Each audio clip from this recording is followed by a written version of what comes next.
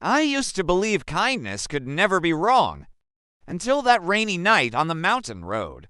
I saw a man standing by the roadside, no coat, no umbrella. His white hair soaked, his eyes locked on mine. I stopped, I opened the door, I said, "Get in. I'll take you to the nearest station." He didn't say thank you. He just smiled, a long, slow, unnatural smile. I asked, "Where to?" He said, "To where you live." I laughed. I thought it was a joke. But I noticed something. He wasn't breathing. Not once, the entire drive. I asked his name. He said, "I don't have a name yet." I asked, "What do you mean?" He looked at me and whispered, "People who help me. Give me a name." I started to panic. I tried to stop the car. The steering wheel didn't respond. The car was driving itself. He said, "You're the first to stop in 37 years. I asked, "When?" He said, "The night the last driver died." I remembered an old news story. A man vanished, his car found empty, on this exact road. I glanced in the mirror. His seat was empty. But his voice remained in my ear. Kindness demands a response. And I have responded. We reached my house. I told him to get out. He didn't move. He said, "Kindness gives me more than a ride.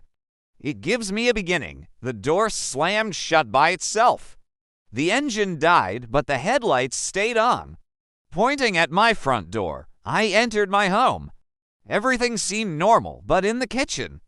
Two coffee cups sat on the table, one hot, the other cold, as if it had been there for days. I went to bed. I heard footsteps in the living room. I opened the door. No one was there, but the couch was wet, like someone soaked had been sitting on it. In the morning, I found footprints in the snow outside my window. Footprints going into the house, and none coming out. I went to work. A coworker asked, "Who was with you last night?" I said, "What do you mean?" He said, "I took a photo of you outside your house. There was someone standing beside you." He sent the photo. I was alone, but there was a shadow beside me. A shadow of a soaked man holding an old cloth bag. I returned home. I searched the records. I found a file, car accident minus 1,987. Driver stopped to help an unknown man, then vanished. The photo in the file was me. But it was taken 37 years ago. The psychiatrist said it could be stress-induced delusion, but I checked the security camera. It recorded me leaving the house in the morning, then it recorded me coming back at night. Entering without a key, but I was at work all day. On the 9th night, I set up a camera in the bedroom. It recorded me sleeping, then it showed me walking in, staring at the mirror, but the mirror reflected something different. A soaked man, white hair, pitch black eyes. He smiled, then whispered to the mirror, "Now, I can be him." In the morning, I found a message written on the wall. "Thank you for your kindness. Now, I live your life." I went back to the station. I asked about the man. The guard said, "Every night, an old man comes, asking about the driver who saved him." I asked, "What does he look like?" He said, "Exactly like you." I returned home. But me was already waiting at the door. He smiled. He walked in with me. Then whispered, "Kindness isn't wrong.